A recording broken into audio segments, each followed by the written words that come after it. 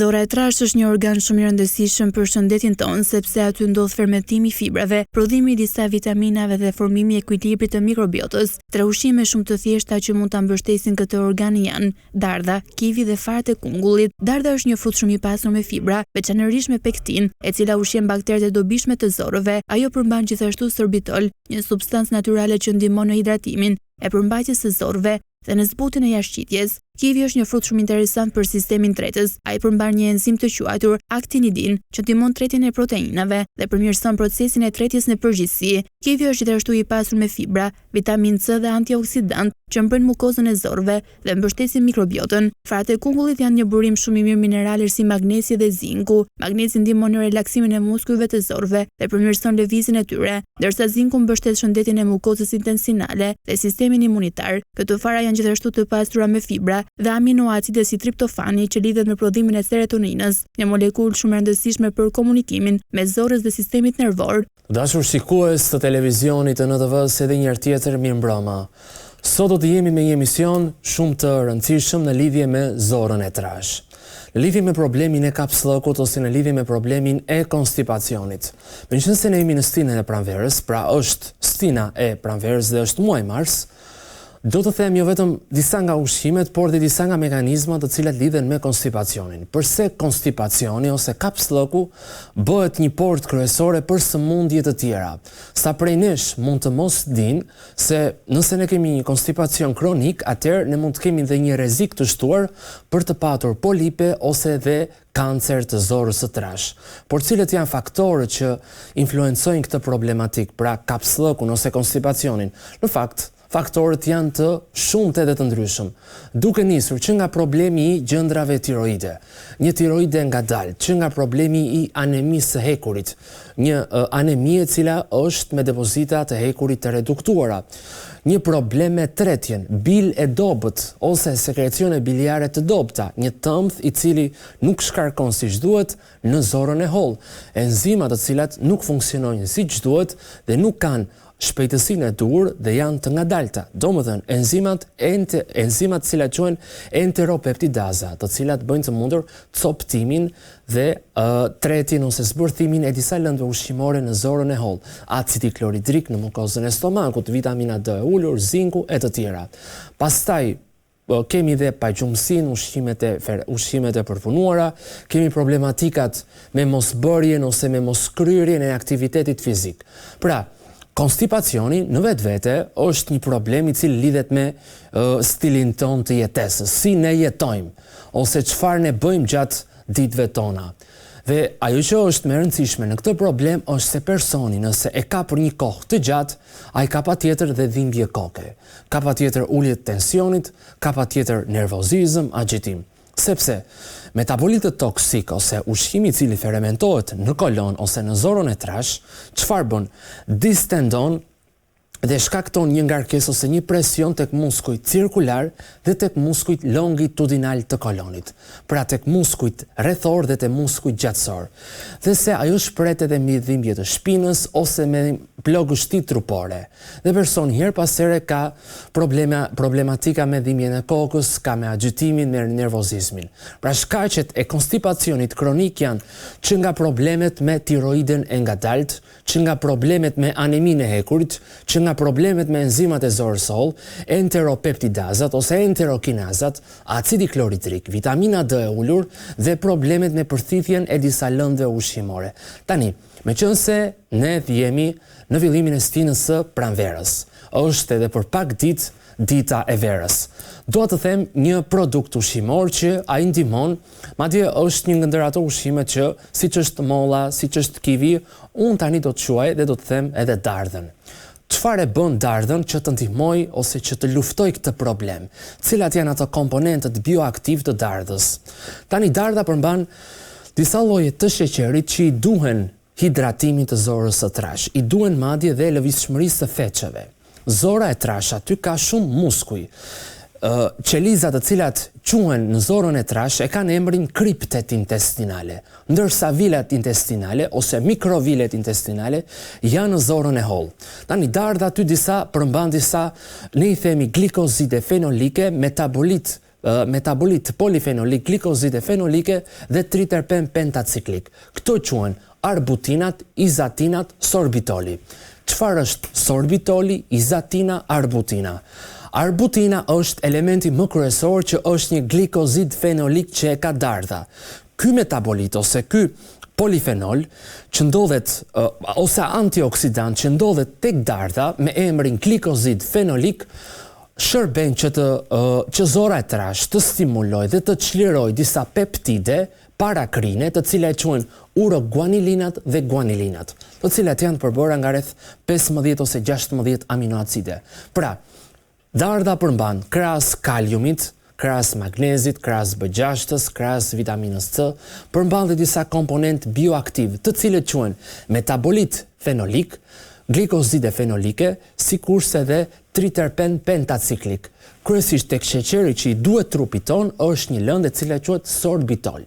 Sorbitoli është sheqeri i cili konvertohet nga disa enzima të zorës së hollë dhe i duhet trupit ton sorbitoli, sepse është i rëndësishëm sepse ushqen kriptet dhe ushqen disa galaktolipide në murin e zorës së trash, sikurse dhe disa proteoglikan ose disa qeliza cilat përbëjnë murin kryesor të zorës së trash, kriptet, epitelin, shtresat ose ndërtimin e mukozës.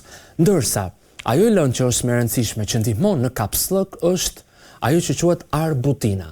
Arbutina ndodhet tek dardha dhe arbutina zakonisht nga disa enzima të zorës së trash, kryesisht nga disa beta-glikozidaza, konvertohet në hidrokinon dhe në glukozë. Hidrokinoni është ajo lënda antimikrobiale dhe antiinflamatore.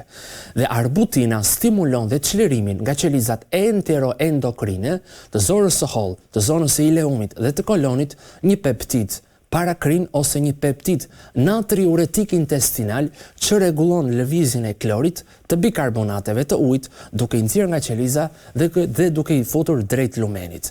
Pra, një dardhë në ditë është shumë e rëndësishme, sikurse të fitohet dhe peristaltika e zorës së trash, përmban në nivele të dura ujë, pra ka shumë fibra dietik dhe jo fibra të cilat janë të patreqëm. Këto fibrat konsumohen lehtë nga bakteret e mira, Lactobacillus, Bifidobacterium, Akkermansia, Blautia obeum, Coprococcus eutacus, dhe më pas prodhohen disa acide yndyrore, të cilat janë shumë të rëndësishëm.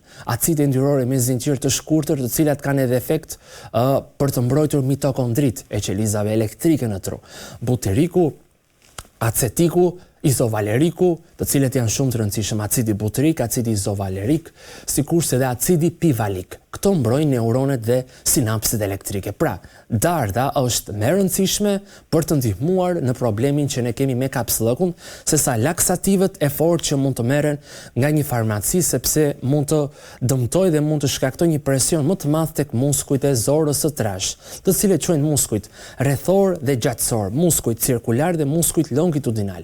Tjetër, arbutina që është një glikozid fenolik bën të mundur që edhe bila të jetë më fuqishme. Bila është ai sekrecioni biliar ose është një sekrecion që depozitohet në mëlçi dhe me anë të sistemit nervor parasimpatik, çfarë bën? Derdhet drejt mukozës ose drejt strukturës proksimale të duodenit, të zorës së hollë, që është pjesa fillestare e saj.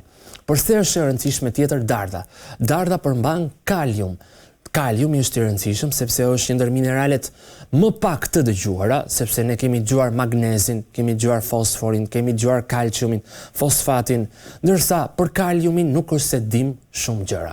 Kaliumi është element shumë i rëndësishëm tek dardha, është një mineral shumë i rëndësishëm dhe për ngacmueshmërinë elektrike, te mbaresat ose te sinapset elektrike, te aksonet, ose te transporti i një informacioni elektrik, te qelizat në zemër, në strukturën e epikardit, ose në pjesën e cipës së jashtme të zemrës, i cili quhet perikardi parietal. Tjetër, dardha është mjaft e mirë, e tham për kapsllëkun, është e mirë sepse jep energji trupit, është e mirë edhe pas palestrës që të konsumohet, sepse edhe hidraton trupin, edhe nuk bën që ne të kemi her pas here etje. Tjetër, fruti dytë që është pas dardhës, kivi. Kivin e kemi përmendur dhe në disa emisione të tjera. Që kivin të veçantë e bën një lëndë e cila quhet aktinidina. Kivi përmban disa molekule të cilat këto luajnë rolin e enzimave proteolitike. Pra, çfarë do të thotë enzim proteolitike që merr pjesë në shpërbërjen, në coptimin e një vargu polipeptid. Sepse çfarë bën tjetër kivi, përmban dhe disa lëndë të tjera të cilat quhen galaktolipide, sfingolipidet. Galaktolipidet janë shumë të rëndësishme, oksilipinat, sikurse dhe krozolomanolët. Aktinidinat dhe aktinidiloidët ndihmojnë që feqja mos të jetë e ngurtë dhe aktinidinat aktivizojnë përsëri një lëndë aty që quhet mukus dhe nxjerrin bikarbonatet, të cilat janë disa lëndë që sekretohen në pranitë të anhidrazës karbonike, kryesisht nga pankreasi, por dhe nga qelizat parietale, të cilat ndodhen në stomak. Pra kivi çfarë përmban? Kivi përmban B6, kivi përmban serotonin, kivi është edhe fruti i cili ndihmon në procesin e gjumit, që ne do të flasim emisionin e ardhshëm për gjumin, për një hormon i cili lidhet me gjumin. Kivi është fruti i cili shkakton patjetër peristaltik, lumturon zorën e trash, ndihmon kriptet aty dhe ndihmon feqen që të bëhet me zbutur. Patjetër që këto nuk bëjnë magji, nëse ne kemi një dietë ose nëse ne kemi një ushqim inflamator. Pra me brumra, me ushqimet skuqura dhe me ushqimet të cilat janë ultra të përpunuara me yndyrna industriale, yndyrna vegetale ose vajra të cilat janë të hidrogenizuar dhe të përpunuar në procese të ndryshme industriale. Kivi çfarë përmban tjetër? Kivi përmban edhe një lëndë tjetër e cila quhet tamarin. Tamarina është shumë e rëndësishme sepse vendos në punë adenozin monofosfat ciklikun. Tamarinat, ramnezinat, aktinidiloidët, të cilët janë përsëri dhe luajnë rol siç janë enzimat proteolitike dhe siç janë enzimat pankreatike, të cilat quhen tripsinogen, kimiotripsinogen, prokarboksipeptidaz, ndihmon në shpërbërjen e strukturës së vargut të oligopeptideve, të tripeptideve, të dipeptideve. Pra, kivi dhe darta janë stimulues kryesor nëse ne kemi probleme me kapsllëkun. Dhe patjetër nuk duhet kaloj doza 1 deri në 2 në ditë, sepse mund të shkaktojnë dhe jo efekt ansor, por mund të kemi ndonjë efekt të padëshirueshëm, irritim ose ndonjë problematik me pjesën e kontraktimeve të muskujve të barkut. Prandaj doza është gjithnjë e shëndetshme.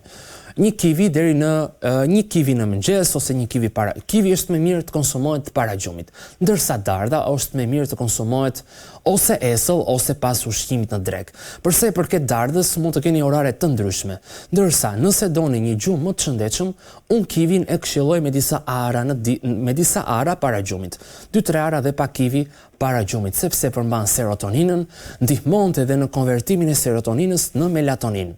Tjetër, këtu ne do kemi pak edhe një imazh pra të kolonit që përse konstipacioni ndikon në a dini se zora e trash ka dhe një detyrë tjetër që përthith elektrolite, sikurse dhe sekreton elektrolite, pra sikurse dhe sekreton ose bën të mundur prodhimin e disa lëngjeve aty, ajo dhe përthith disa elektrolite.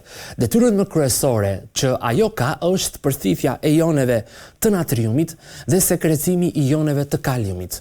Pra zora e trash ka një detyrë shumë të rëndësishme sepse bën të mundur që të përthithet natriumi dhe të sekretohet kaliumi. Tjetër, zora e trash ka funksion të rëndësishëm sepse aty është themeli i sistemit imunitar. Aty janë bakteret e mira dhe aty është e ashtu quajtura mikrobiota. Mikrobiota është i gjithë qyteti ku jetojnë të gjitha mikroorganizmat, të gjitha viruset, të gjitha patogjenët e tjerë, patogjenët e mirë ose të dëmshëm. Pra është simbioza jon, e cila është e përfshirë me bakteret e mira dhe të këqija. Dhe aty ndodhen dhe disa baktere misterioze, Blautia obeum, Coprococcus eutacus, Catecolunatum bifidobacterium, Gordonobacterium orolitinofaciens, të cilat këto sintetizojnë disa neurotransmetues ose më sakt marrin pjesë në sintezën e disa neurotransmetuesve jetik për trurin, siç janë acidi amino gamma butyrik, acetilkolina, që para rendës kryesor ka koenzimën A, të cilat këtu përmendim edhe glutaminën, që është edhe një aminoacid, që zakonisht është shumë i rëndësishëm për funksionet e trurit, është glicina. Glicina është aminoacid, glutamina dhe glicina në fakt janë acidi glutaminik, të janë dhe prekursor të glutationit, glicina, cisteina dhe acidi glutaminik. Pra, glicina është edhe një është aminoacid, por në disa aspekte quhet edhe si një lëndë neurokimike që vepron lokalisht në tru që të inhibitoj disa funksione të korres cerebrale. Është shumë e rëndësishme për gjumin. Prandaj magnezi shoqërohet me glicinën. Jo se reklamat e magnezit, të cilat bëhen magnez citratësh për këtë, magnez taurat, patjetër që janë të ndara, por magnezi është magnez. Funksioni i kryesor nuk është vetëm për të sjellë gjumë ose vetëm për muskujt e zemrës. Funksioni i kryesor është vetëm tek bariera intestinale, që të stimulojë çlirimin e disa enzimave, që të stimulojë peristaltikën aty, që të stimulojë prodhimin e disa peptideve dhe që të japë një relaksim muskujve të zorrës së hollë dhe muskujve të zorrës së trash. Nuk është vetëm që të shkaktojë nuk është vetëm që të rrisi gjumin ose nuk është vetëm që të uli krampet muskulare. Kur është i shoqëruar me glicinatin, është i shëndetshëm për pjesën e të funksioneve të trurit. Pra e relakson trupin dhe relakson disa neurone të cilat ndodhen në qendrën kryesore e cila quhet medulla oblongata. Tjetër, përse është e rëndësishme zora e trashët dhe përse është problem konstipacioni. Tani, kur ne kemi një konstipacion kronik, do të thotë që përthithjen e disa lëndëve ushqimore nuk e bëjmë dot siç duhet. Këtu mund të fusim B12, këtu mund të fusim në nivele shumë të ulta, në nivele shumë të pakta dhe hekurin, këtu mund të fusim dhe disa lëndë të rëndësishme, të cilat quhen acid elagjik, të cilat janë disa elagitanina, që këto shpërbëhen nga zora e trash. Prandaj edhe flavonoidët që merren nga pimët, disa përqind e tyre ose një pjesë e vogël e tyre përthithen dhe nga mukoza e zorrës së trash. Prandaj, kur ne kemi kapslëk ose konstipacion, e rëndësishme është patjetër ushqimi, patjetër konsumimi i atyre produkteve të cilat quhen metabolit polifenolik. Metabolitët polifenolik i përmendëm pak më parë, që ndodheshin tek dardha, që ndodheshin tek kivi, madje edhe tek farat e lirit, siç përmendëm dardhën në fillim, që përmbante arbutin, sorbitol, izatinat, përmendim dhe farat e lirit. Farat e lirit, unë dua t'i fus tek 3 ushqimet më të rëndësishme, të cilat ndihmojnë në problemin e kapsllëkut. Farat e lirit përbëjnë dhe e bëjnë që në zorën e trash të ketë një lëndë ose të formohet një strukturë apo një masë gelatinoze. Farat e lirit përmbajnë mucilazhe, këto quhen polisakaride, të cilat ushtrojnë dhe çlirojnë një sasi gelatinoze në pjesën e lumenit intestinal, te pjesa e kripteve aty. Përmbajnë disa lëndë të tjera të cilat quhen sekoizolarisiksirezinol, pinorezinolët, të cilat këto veprojnë përsëris si një lëndë ose e zbusin feqen. Bëjnë të mundur që feqja mos të jetë fort dhe të shtrëngojë apo të ushtrojë një presion tek muskujt e zorrës së trash. Pra, farat e lirit përmbajnë disa lëndë të rëndësishëm. Sekoizolarisiksipinorezinol, pinorezinolët përmbajnë patjetër dhe këto lëndë të cilat quhen polisakaride, të cilat veprojnë duke zbutur feqen dhe duke bërë që struktura e zorrës së trash ose muskujt e zorrës së trash mos të humbin ujë. Pra mos të ketë një kontraktim dhe muskujt aty mos të lodhen. Dhe bikarbonatet, uji, kloridet të cilat ndodhen në qeliza të depërtojnë dhe të shkojnë drejt lumenit aty që t'i japin feqes një hidratim. Dhe më pas të mos kemi probleme me shpinën, mos kemi problematika me presionin e barë, pra me rritjen e presionit intraabdominal, me dhimbjen e kokës, me plogështin trupore, me përthithje të dobët të lëndëve ushqimore. Prandaj nëse ne duam të kurojmë një problem shëndetësor në trupin ton, është e rëndësishme që të dëgjojmë edhe gjuhën e trupit.